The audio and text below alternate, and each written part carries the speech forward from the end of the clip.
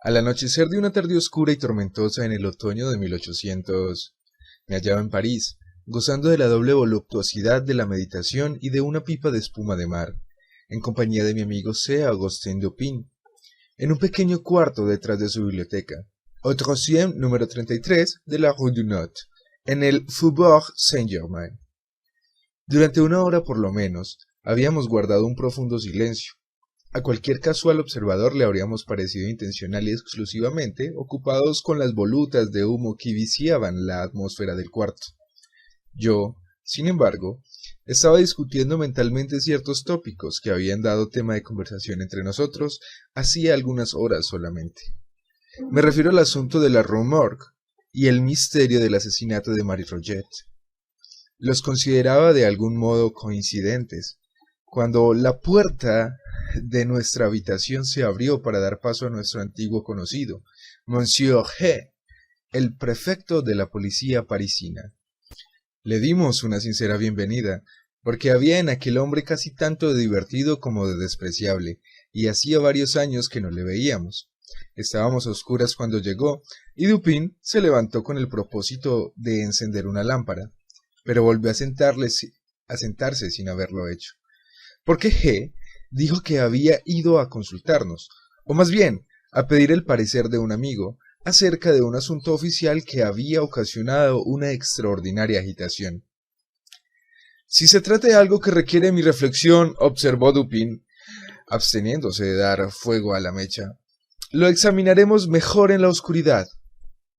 Esa es otra de sus singulares ideas, dijo el prefecto, que tenía la costumbre de llamar singular a todo lo que estaba fuera de su comprensión, y vivía, por consiguiente, rodeado de una absoluta legión de singularidades. —Es muy cierto —respondió Dupin, alcanzando a su visitante una pipa y haciendo rodar hacia él en un confortable sillón. —¿Y cuál es la dificultad ahora? —pregunté. —Espero que no sea otro asesinato. —Oh, no, nada de eso. El asunto es muy simple, ¿verdad? Y no tengo duda que podremos manejarlo suficientemente bien nosotros solos. Pero he pensado que a Dupin le gustaría conocer los detalles del hecho porque es un caso excesivamente singular. —Simple y singular —dijo Dupin—. Y bien, sí, y no exactamente una, sino ambas cosas a la vez. Sucede que hemos ido desconcertados porque el asunto es tan simple y sin embargo nos confunde a todos. —Quizás es precisamente la simplicidad lo que lo desconcierta a usted —dijo mi amigo. —¡Qué desatino, dice usted! —replicó el prefecto, riendo de todo corazón. —Quizás el misterio es un poco demasiado sencillo —dijo Dupin. —¡Oh, por el ánima de! ¿Quién ha oído jamás una idea semejante? —Un poco demasiado evidente. Reía nuestro visitante, profundamente divertido. —¡Oh, Dupin! Usted me va a hacer reventar de risa. —¿Y cuál es, por fin, el asunto de que se trata? —pregunté. —Se lo diré a usted —replicó el prefecto, profiriendo un largo, fuerte y reposado puf y acomodándose en un sillón. —Se lo diré en pocas palabras. Pero antes de comenzar, le advertiré que este es un asunto que demanda la mayor reserva y que perdería sin remedio mi puesto si se supiera que lo he confiado a alguien. —Continuemos —dije. —Oh, no, continúe —dijo Dupin. —De acuerdo. He recibido un informe personal de un altísimo personaje de que un documento de la mayor importancia ha sido robado de las habitaciones reales. El individuo que lo robó es conocido. Sobre este punto no hay la más mínima duda. Fue visto en el acto de llevárselo. Se sabe también que continúa todavía en su poder. —¿Cómo se sabe esto? —preguntó Dupin. —Se ha deducido perfectamente —replicó el prefecto— de la naturaleza del documento y de la no aparición de ciertos resultados que habrían tenido lugar de repente si pasara a otras manos, es decir, a causa del empleo que se haría de él en el caso de emplearlo. —Sea usted un poco más explícito —dije. —Bien. Puedo afirmar que el papel en cuestión da a su poseedor cierto poder en una cierta parte, donde tal poder es inmensamente valioso. El prefecto era amigo de la jerga diplomática. —Todavía no le comprendo bien —dijo Dupin. ¿No? Bueno, la predestinación del papel a una tercera persona, que es imposible nombrar, pondrá en tela de juicio el honor de un personaje de la más elevada posición, y este hecho da al poseedor del documento un ascendiente sobre el ilustre personaje, cuyo honor y tranquilidad son así comprometidos. Pero este ascendiente, repuse, dependería de que el ladrón sepa de que dicha persona lo conoce. ¿Quién se ha atrevido? El ladrón, dijo G, es el ministro D, quien se atreve a todo. Uno de esos hombres tan inconvenientes como convenientes. El método de robo no fue menos ingenioso que arriesgado. El documento en cuestión, una carta, para ser franco, había sido recibida por el personaje robado en circunstancias que estaba solo en el boudoir real. Mientras que la leía, fue repentinamente interrumpido por la entrada de otro elevado personaje a quien deseaba especialmente ocultarla. Después de una apresurada y vana tentativa de esconderla en una gaveta, se vio forzado a colocarla, abierta como estaba, sobre una mesa. La dirección, sin embargo, quedaba a la vista, y el contenido así cubierto. Hizo que la atención no se fijara en la carta. En ese momento entró el ministro D. Sus ojos de lince perciben inmediatamente el papel, reconocen la letra de la dirección, observa la confusión del personaje a quien ha sido dirigida y penetra su secreto. Después de algunas gestiones sobre negocios, deprisa, como es su costumbre, saca una carta algo parecida a la otra, la abre, pretende leerla y después la coloca en estrecha yuxtaposición con la que codiciaba. Se pone a conversar de nuevo, durante un cuarto de hora casi, sobre asuntos públicos. Por último, levantándose para marcharse, coge de la mesa la carta que no le pertenece. Su legítimo dueño le ve, pero, como se comprende, no se atreve a llamar la atención sobre el acto en presencia del tercer personaje que estaba a su lado. El ministro se marchó dejando su carta, que no era de importancia, sobre la mesa. Aquí está, pues, me dijo Dupin, lo que usted pedía para hacer que el ascendiente del ladrón fuera completo. El ladrón sabe de que es conocido del dueño del papel. Sí, replicó el prefecto, y el poder así alcanzado en los últimos meses ha sido empleado, con objetos políticos, hasta un punto muy peligroso. El personaje robado se convence cada día más de la necesidad de reclamar su carta, pero esto, como se comprende, no puede ser hecho abiertamente. En fin, reducido a la desesperación, me ha encomendado el asunto. ¿Y quién puede desear? Dijo Dupin, arrojando una espesa bocanada de humo. O quisiera siquiera imaginar un oyente más sagaz que usted. Usted me adula, replicó el prefecto, pero es posible que algunas opiniones como esas puedan haber sido sostenidas respecto a mí. Está claro, dije. Como lo observó usted, que la carta está todavía en posesión del ministro, puesto que es esta posesión y no su empleo lo que confiere a la carta su poder. Con el uso, ese poder desaparece. Cierto, dijo G. Y sobre esa convicción es bajo la que he procedido. Mi primer cuidado fue hacer un registro muy completo de la residencia del ministro, y mi principal obstáculo residía en la necesidad de buscar sin que él se enterara. Además, he sido prevenido del peligro que resultaría de darle motivos de sospechar de nuestras intenciones. Pero, dije, usted se halla completamente au fait en este tipo de investigaciones. La policía parisina ha hecho estas cosas muy a menudo antes. Ya lo creo. Y por esa razón no desespero. Las costumbres del ministro me dan, además, una gran ventaja. Está frecuentemente ausente de su casa toda la noche. Sus sirvientes no son numerosos, duermen a una gran distancia de las habitaciones de su amo y, siendo principalmente napolitanos, se embriagan con facilidad. Tengo llaves, como usted sabe, con las que puedo abrir cualquier cuarto o gabinete de París. Durante 3 meses no ha pasado una noche sin que haya estado empeñado personalmente en escudriñar la mansión de D. Mi honor está en juego y, para mencionar un gran secreto, la recompensa es enorme. Por eso no he abandonado la partida hasta convencerme plenamente de que el ladrón es más astuto que yo mismo. Me figuro que he investigado todos los rincones y todos los escondrijos de los sitios en que es posible que el papel pueda ser ocultado.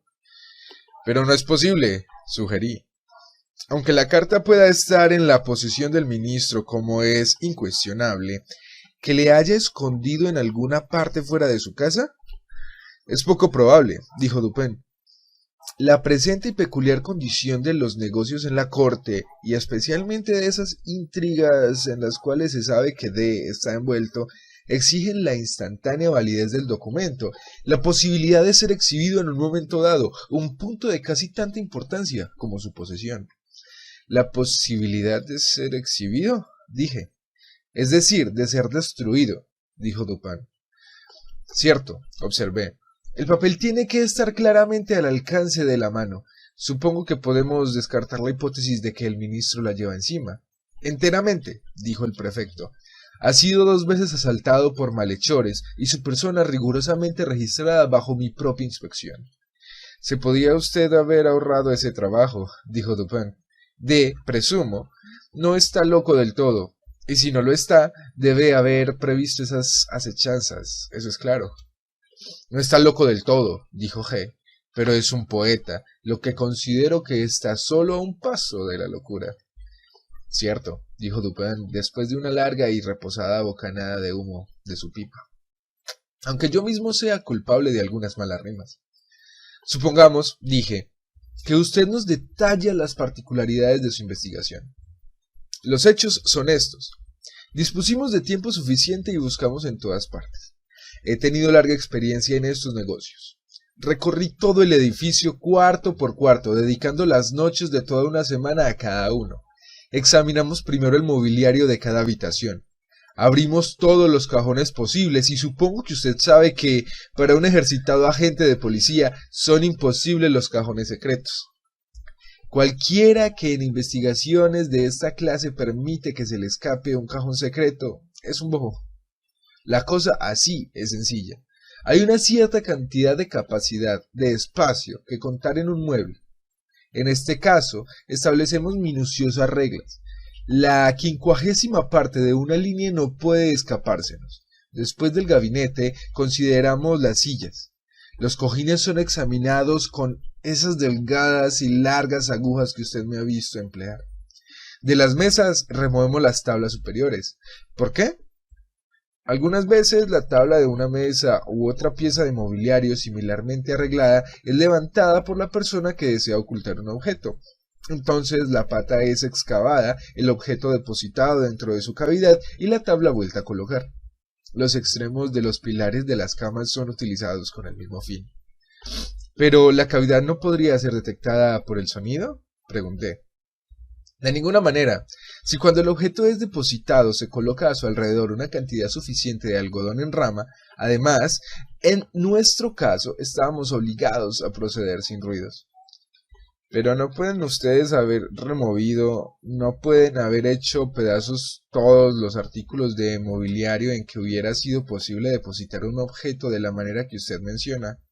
Una carta puede ser comprimida hasta hacer un delgado cilindro en espiral, no difiriendo mucho en forma o volumen a una aguja para hacer calceta, y de esta forma puede ser introducida en el travesaño de una silla, por ejemplo.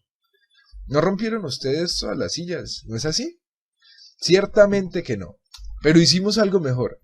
Examinamos los travesaños de cada silla de la casa, y en verdad, todos los puntos de unión de todas las clases de muebles con la ayuda de un poderoso microscopio. Si hubiera habido alguna huella de reciente remoción, no habríamos dejado de notarla instantáneamente. Un solo grano del serrín producido por una barrena en la madera habría sido tan visible como una manzana. Cualquier alteración en las encoladuras, cualquier desusado agujerito en las uniones, habría bastado para un seguro descubrimiento. Presumo que observarían ustedes los espejos, entre los bordes y las láminas, y examinarían los lechos y las ropas de los lechos, así como las cortinas y las alfombras. Eso por sabido. Y cuando hubimos registrado absolutamente todas las partículas del mobiliario de esa manera, examinamos la casa misma.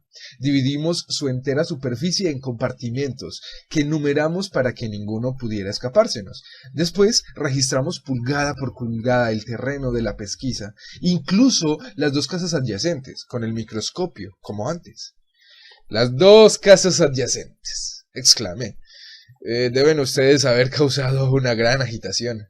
La causamos, pero la recompensa ofrecida es prodigiosa. ¿Incluyeron ustedes los terrenos de las casas? Todos los terrenos están enladrillados. Comparativamente nos dieron poco trabajo. Examinamos el musgo de las junturas de los ladrillos y no encontramos que lo hubieran tocado. ¿Buscaron ustedes entre los papeles de D? Por consiguiente, y entre los libros de esos de la biblioteca. Ciertamente. Abrimos todos los paquetes y legajos, y no solo abrimos todos los libros, sino que dimos vuelta a todas las hojas de todos los volúmenes, no contentándonos con una simple sacudida de ellos como acostumbran hacer algunos de nuestros agentes de policía.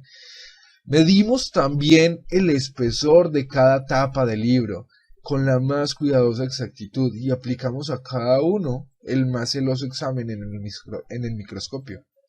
Si cualquiera de las encuadernaciones hubiera sido tocada para ocultar la carta, habría sido completamente imposible que el hecho escapara a nuestra observación. Unos 5 o 6 volúmenes recién traídos por el encuadernador los examinamos con todo cuidado, sondeando las tapas. ¿Registraron el suelo bajo las alfombras? Sin duda. Removimos todas las alfombras y examinamos los bordes con el microscopio. Y, ¿el papel de las paredes? También. ¿Buscaron en los sótanos? Sí. Entonces, dije, han hecho ustedes un mal cálculo, y la carta no está entre las posesiones del ministro, como suponen. Temo que usted tenga razón, repuso el prefecto. Y ahora, Dupin, ¿qué me aconseja que haga? Hacer una nueva revisión de la casa del ministro. Eso es absolutamente innecesario, replicó G. Estoy tan seguro como que respiro de que la carta no está en la casa.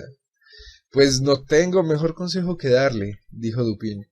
¿Tendrá usted, como es natural, una cuidadosa descripción de la carta? Ya lo creo. Y aquí, el prefecto, sacando un memorándum, nos leyó en voz alta un minucioso informe de la carta, especialmente de la apariencia externa del documento perdido. Poco después de esta descripción, cogió su sombrero y se fue, mucho más desalentado de lo que le había visto nunca antes. Casi cerca de un mes había pasado, cuando nos hizo otra visita, encontrándonos ocupados exactamente de la misma manera que la otra vez. Cogió una pipa y una silla, y principió una conversación sobre cosas ordinarias. Por último, le dije, «Y bien, señor G, ¿qué hay sobre la carta robada? Presumo que se habrá usted convencido al fin de que no hay cosa más difícil que sorprender al ministro». «Que el diablo lo confunda. Esa es la verdad. Hice el nuevo examen, sin embargo, como Dupin me lo aconsejó, pero ha sido tiempo perdido, como yo suponía». «¿A cuánto asciende la recompensa ofrecida? ¿Dijo usted?», preguntó Dupin. «¿Cuánto? Una gran cantidad, una recompensa verdaderamente liberal. No quiero decir cuánto exactamente, pero diré una cosa, y es que estaría dispuesto a dar un cheque con mi firma por 50.000 francos a cualquiera que me entregara la carta. El asunto se está haciendo día a día cada vez más importante, y la recompensa ha sido recientemente doblada, pero aunque fuera triplicada, no podría hacer más de lo que he hecho». «Veamos», dijo Dupin lentamente, entre una y otra bocanada de humo. «Realmente pienso, G, que usted no ha hecho todo lo que podía en este asunto. ¿No cree que podría hacer un poco más?» «¿Cómo? ¿De qué manera?» «Creo que usted podría pedir consejo sobre este asunto». «¿Se acuerda usted de lo que se cuenta de Abernethy?» «No, al diablo con su Abernethy». «Está bien, al diablo con él, y buena suerte. Pero he aquí el hecho. Una vez, cierto ricacho muy avaro concibió la idea de obtener gratis de ese Abernethy una opinión médica. Habiendo procurado con ese objeto estar solo con él en una conversación corriente, le insinuó su propio caso como el de un individuo imaginario. Supongamos, dijo el tacaño, que sus síntomas son tales y tales. Ahora, doctor, ¿qué le aconsejaría a usted? ¿Qué le aconsejaría? Dijo Abernethy. Que viera un médico. Pero, dijo el prefecto, algo desconcertado, yo estoy dispuesto a pedir consejo y a pagarlo. Daría realmente 50.000 francos a cualquiera que me ayudara en este asunto. En ese caso, replicó Dupin, abriendo un cajón y sacando una libreta de cheques, puede usted perfectamente hacerme un cheque por la cantidad mencionada. Cuando lo haya firmado, le entregaré la carta. Quedé estupefacto. El prefecto parecía como herido por un rayo. Durante algunos minutos permaneció sin habla y sin movimiento, mirando incrédulamente a mi amigo con la boca abierta y los ojos que parecían saltárseles de las órbitas. Después, aparentemente recobrando la conciencia de su ser, cogió una pluma y después de algunas pausas y miradas sin objeto, hizo por último y firmó un cheque por 50.000 francos. Lo alcanzó por sobre la mesa a Dupin. Este lo examinó cuidadosamente y lo guardó en su cartera. Después, abriendo un escritorio, cogió de él una carta y la entregó al prefecto. El funcionario se abalanzó sobre ella en una perfecta convulsión de alegría. La abrió con mano temblorosa, arrojó una rápida ojeada en su contenido y entonces, agitado y fuera de sí, abrió la puerta y sin ceremonia de ninguna especie salió del cuarto y de la casa, sin haber pronunciado una sílaba desde que Dupin le había pedido que hiciera el cheque. Cuando nos quedamos solos, mi amigo consintió en darme explicaciones. La policía parisina, dijo, es sumamente buena en su especialidad. Es perseverante, ingeniosa, astuta y perfectamente versada en los conocimientos que sus deberes parecen necesitar con más urgencia. Así, cuando G nos detalló su modo de registrar los sitios en la casa de D, tuve plena confianza en que había practicado una investigación satisfactoria hasta donde lo permiten sus conocimientos. ¿Hasta donde lo permiten? Pregunté. Sí, dijo Dupin. Las medidas adoptadas eran no solamente las mejores de su clase, sino que se acercaban a la perfección absoluta. Si la carta hubiera estado oculta en el radio de esa pesquisa, los agentes de policía indiscutiblemente la hubieran encontrado. Me sonreí por toda respuesta, pero mi amigo parecía perfectamente serio en todo lo que decía. Las medidas, pues, continuó él, eran buenas en su clase y bien ejecutadas. Su defecto estaba en ser inaplicables al caso y al hombre. Un cierto conjunto de recursos altamente ingeniosos son para el prefecto una especie de lecho de Procusto, a los que adapta forzadamente sus designios. Así es que perpetuamente yerra por ser demasiado profundo o demasiado superficial en los asuntos que se le confían, y muchos niños de escuela son mejores razonadores que él. He conocido uno, de unos 8 años de edad, cuyos éxitos, adivinando en el juego de pares y nones, atraían la admiración de todo el mundo. Este juego es simple y se juega con canicas. Uno de los jugadores oculta en su mano una cantidad de esas canicas y pregunta a otro si ese número es par o non. Si el preguntado adivina, gana una. Si no, pierde una. El niño de que hablo ganaba todas las canicas de la escuela. Por consiguiente, tenía algún método para acertar, y éste se basaba en la simple observación y el cálculo de la astucia de sus contrincantes. Por ejemplo, un simple bobalicón es su contrario, y levantando una mano cerrada y pregunta, ¿son pares o nones? Nuestro niño replica, nones, y pierde, pero a la segunda vez gana, porque entonces se dice a sí mismo, el bobalicón tenía pares la primera vez, y su cantidad de astucia es justamente la suficiente para llevarlo a poner nones en la segunda, por consiguiente apostaré nones, apuesta a nones y gana. Ahora, con un bobo de un grado mayor que el primero, hubiera razonado así. Este tal sabe que en el primer caso aposté a nones, y en el segundo se le ocurrirá en el primer impulso una simple variación de pares a nones, como hizo mi otro contrario. Pero entonces un segundo pensamiento le surgirá que esta es una variación demasiado simple, y finalmente decidirá poner pares como antes, por consiguiente apostaré a pares. apuesta a pares y gana. Ahora bien, este sistema de razonar en el niño de escuela, a quien sus compañeros llamaban afortunado, que es, en último análisis, es simplemente, dije, una identificación del intelecto del razonador con el de su contrario. Eso es, dijo Dupin, y después de preguntar al niño cómo efectuaba esa completa identificación en que residía su éxito, recibí la siguiente respuesta. Cuando deseo saber cuán sabio o cuán estúpido, o cuán bueno o cuán malo es alguien, o cuáles son sus pensamientos en un instante dado, acomodo la expresión de mi rostro tan cuidadosamente como me sea posible, de acuerdo con la expresión del rostro de él, y entonces trato de ver qué pensamientos o sentimientos nacen en mi mente, que igualen o correspondan a la expresión de mi cara.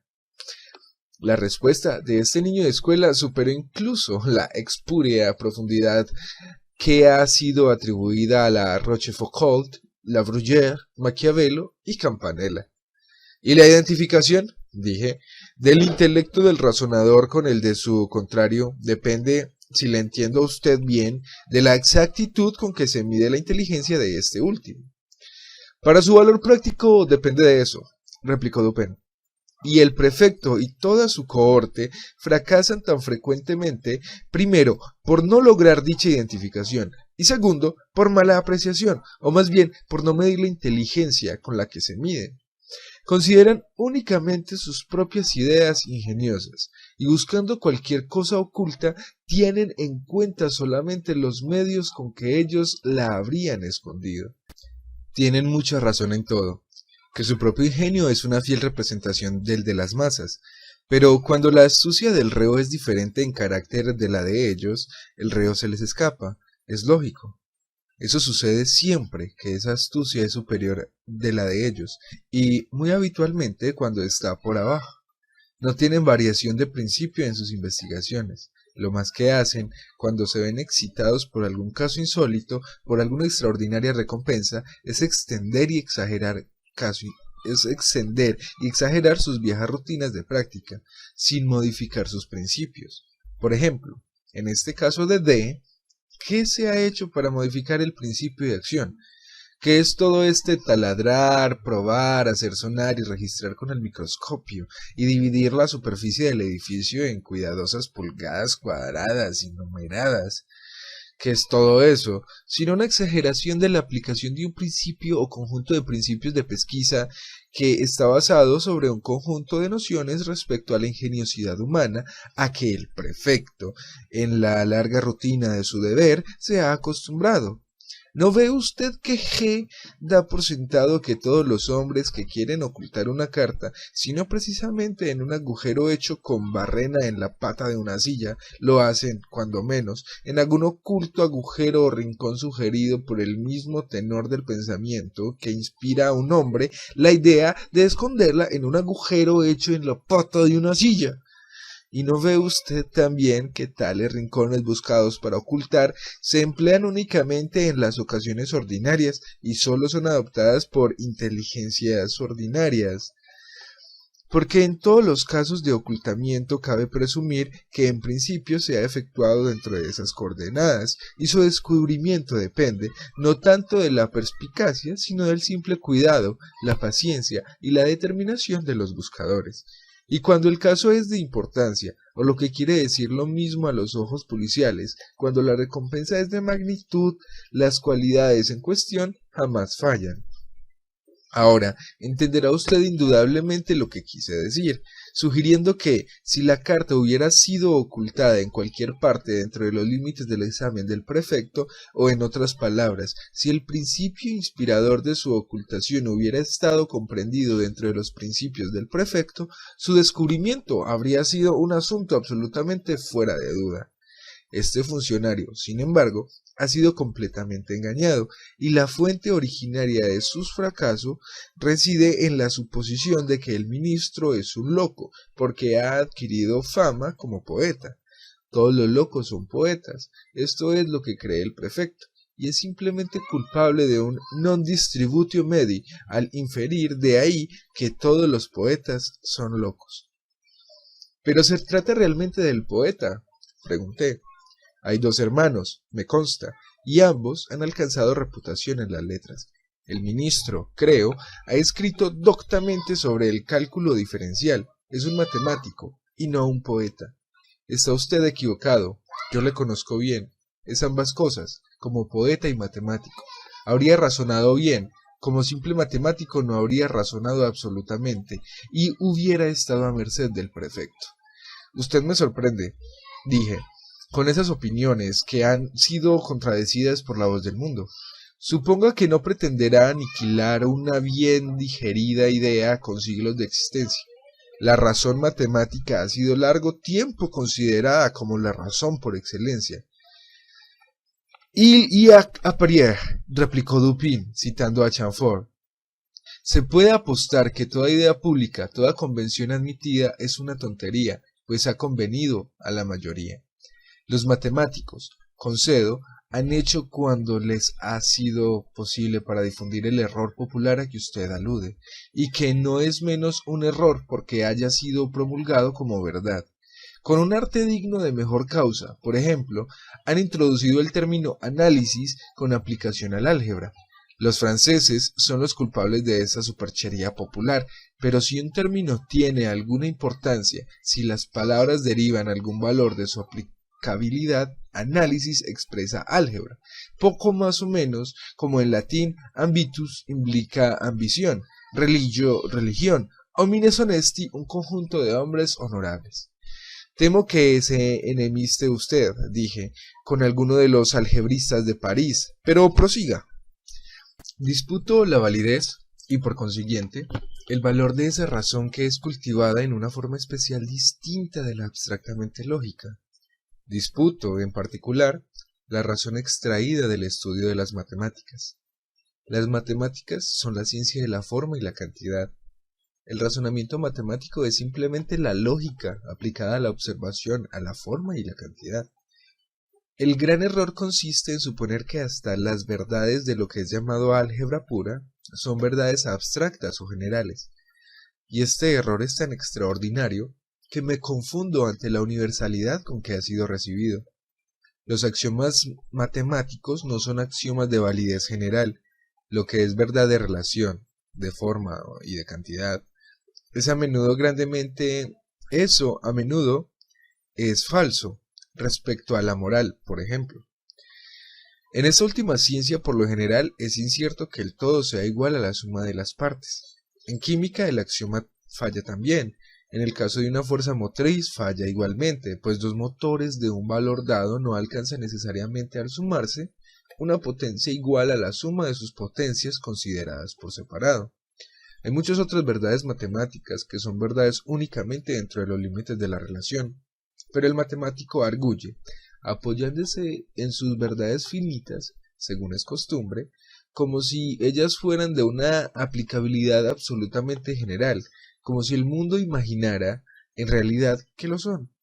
Bryan, en su recomendable mitología, menciona una análoga fuente de error, cuando dice que, aunque las fábulas paganas no son creídas, sin embargo lo olvidamos continuamente y hacemos inferencias de ellas, como si fueran realidades. Entre los algebristas, no obstante, que son realmente paganos, las fábulas paganas son creídas, y las inferencias se hacen no tanto por culpa de la memoria, sino por una incomprensible perturbación mental. En una palabra, no he encontrado nunca un simple matemático en quien se pudiera confiar, fuera de sus raíces y ecuaciones, o que no tuviera por artículo de fe que x² más px es absoluta e incondicionalmente igual a q. Diga usted a uno de esos caballeros, por vía de experimento, si lo desea, que usted cree que puede presentarse casos en que x² más px no es absolutamente igual a q, y después de haberle hecho entender lo que quiere decir, eche a correr tan pronto como le sea posible, porque sin ninguna duda tratará de darle una paliza. Quiero decir, continuó Dupin, mientras me reía yo de su última observación, que si el ministro hubiera sido nada más que un matemático, el prefecto no habría tenido necesidad de darme este cheque. Le conocía yo, sin embargo, como matemático y como poeta, y mis medidas fueron adaptadas a su capacidad, con referencia a las circunstancias de que estaba rodeado. Le conocía como un cortesano y además como un audaz intrigante. Un hombre así, pensé, debe conocer los métodos ordinarios de acción de la policía. No podía haber dejado de prever, y los sucesos han probado que no lo hizo, los registros a los que fue sometido. Debió haber previsto las investigaciones secretas de su casa, sus frecuentes ausencias nocturnas, que eran celebradas por el prefecto como una buena ayuda a sus éxitos. Las miré únicamente como astucias para procurar a la policía la oportunidad de hacer un completo registro y hacerles llegar lo más pronto posible a la convicción, a la que llegó por último, de que la carta no estaba en casa. Comprendí también que todo el conjunto de ideas que tendría alguna dificultad en detallar a usted ahora, relativo a los invariables principios de la policía en pesquisas de objetos ocultados, pasaría necesariamente por la mente del ministro. Eso le llevaría, de una manera inevitable, a despreciar todos los escondrijos ordinarios. No podía, reflexioné, ser tan simple que no viera que los más intrincados y más remotos secretos de su mansión serían tan de fácil acceso como los rincones más vulgares, a los ojos, a los exámenes, a los barrenos y los microscopios del prefecto. Vi por último que se vería impulsado, como en un asunto de lógica, a la simplicidad, si no la había deliberadamente elegido por su propio gusto personal. Recordará usted quizá con cuánta gana se rió el prefecto cuando le sugerí en nuestra primera entrevista que era muy posible que este misterio le perturbara tanto por ser su descubrimiento demasiado evidente. Sí, dije, recuerdo bien su hilaridad, creí realmente que sufriría convulsiones. El mundo material, continuó Dupin, abunda en muy estrictas analogías con el espiritual, y así se ha dado algún color de verdad al dogma retórico de que la metáfora o el símil pueda ser empleada para dar más fuerza a un pensamiento o embellecer una descripción. El principio de vis inerti, por ejemplo, parece idéntico en física y en metafísica. No es más cierto en la primera que un gran cuerpo es puesto en movimiento con más dificultad que uno pequeño y que su subsecuente impulso es proporcionado a esa dificultad que lo es en la segunda, que intelectos de la más vasta capacidad, aunque más potentes, constantes y fecundos en sus movimientos que los de inferior grado, son sin embargo los menos prontamente movidos, y más embarazados y llenos de vacilación en los primeros pasos de sus progresos. Otra cosa, ¿ha notado usted alguna vez cuáles son las muestras de tiendas que más llaman la atención? Nunca se me ocurrió pensarlo, dije. Hay un juego de adivinanzas, replicó él, que se juega con un mapa. Uno de los jugadores pide al otro que encuentre una palabra dada, el nombre de una ciudad, río, estado o imperio, una palabra, en fin, sobre la abigarrada y confusa superficie de un mapa. Un novato en el juego trata generalmente de confundir a sus contrarios, dándoles a buscar los nombres escritos con las letras más pequeñas. Pero el buen jugador escogerá entre esas palabras que se extienden con grandes caracteres de un extremo a otro del mapa. Estas, lo mismo que los anuncios y tablillas expuestas en las calles con letras grandísimas, escapan a la observación a fuerza de ser excesivamente notables. Y aquí la física inadvertencia ocular es precisamente análoga a la inteligibilidad moral, por la que el intelecto permite que pasen desapercibidas esas consideraciones, que son demasiado evidentes y palpables por sí mismas. Pero parece que este es un punto que está algo arriba o abajo de la comprensión del prefecto. Nunca creyó probable o posible que el ministro hubiera dejado la carta inmediatamente debajo de las narices de todo el mundo, a fin de impedir que una parte de ese mundo pudiera verla. Pero cuanto más reflexionaba sobre el audaz, fogoso y discernido ingenio de D, sobre el hecho de que el documento debía haber estado siempre a mano, si intentaba usarlo con ventajoso fin, y sobre la decisiva evidencia obtenida por el prefecto de que no estaba oculto dentro de los límites de sus pesquisas ordinarias más convencido quedaba de que para ocultar aquella carta el ministro había recurrido al más amplio y sagaz expediente de no tratar de ocultarla absolutamente. Convencido de estas ideas, me puse mis gafas verdes y una hermosa mañana, como por casualidad, entré en la casa del ministro. Encontré a D bostezando, extendido cuán largo era, charlando insustancialmente como de costumbre, y pretendiendo estar aquejado del más abrumador ennui. Sin embargo, es uno de los hombres más realmente activos que existen, pero tan solo cuando nadie lo ve. Para pagarle con la misma moneda, me quejé de mis débiles ojos y lamenté la forzosa necesidad que tenía de usar gafas, bajo el amparo de las cuales examinaba cuidadosa y completamente toda la habitación, mientras en apariencia solo me ocupaba de la conversación con mi anfitrión. Presté especial atención a una gran mesa escritorio cerca de la cual estaba sentado D, y sobre la que había desparramados confusamente diversas cartas y otros papeles, uno o dos instrumentos de música y algunos libros. En ella, no obstante, después de un largo y deliberado escrutinio, no vi nada capaz de provocar mis sospechas. Por último, mis ojos, examinando el circuito del cuarto, se posaron sobre un miserable tarjetero de cartón afiligranado, que pendía de una sucia cinta azul sujeta a una perillita de bronce, colocada justamente sobre la repisa de la chimenea. En aquel tarjetero, que tenía 3 o 4 compartimentos, había 6 o 7 tarjetas de visita y una solitaria carta. Esta última estaba muy manchada y arrugada, se hallaba rota casi en dos, por el medio, como si una primera intención de hacerla pedazos por su nulo valor hubiera sido cambiado y detenido. Tenía un gran sello negro con el monograma de D, muy visible, y el sobre escrito y dirigido al mismo ministro revelaba una letra menuda y femenina. Había sido arrojada sin cuidado alguno y hasta desdeñosamente parecía en una de las divisiones superiores del tarjetero. No bien descubrí la carta en cuestión, comprendí que era la que andaba buscando.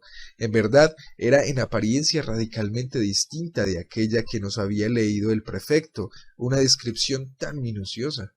Aquí el sello era grande y negro, con el monograma de D. En la otra era pequeño y rojo, con las armas ducales de la familia S. Aquí la dirección del ministro era diminuta y femenina.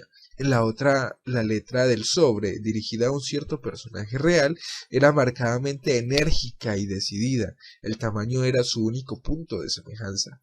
Pero la naturaleza radical de esas diferencias, que era excesiva, las manchas, la sucia y rota condición del papel, tan inconsciente con los verdaderos hábitos metódicos de D y tan reveladoras de dar una idea de la insignificancia del documento, aún indiscreto, estas cosas, junto con la visible situación en que se hallaba a la vista de todos los visitantes, y así coincidente con las conclusiones a que yo había llegado previamente, esas cosas, digo, eran muy corroborativas de sospecha para quien había ido con la intención de sospechar.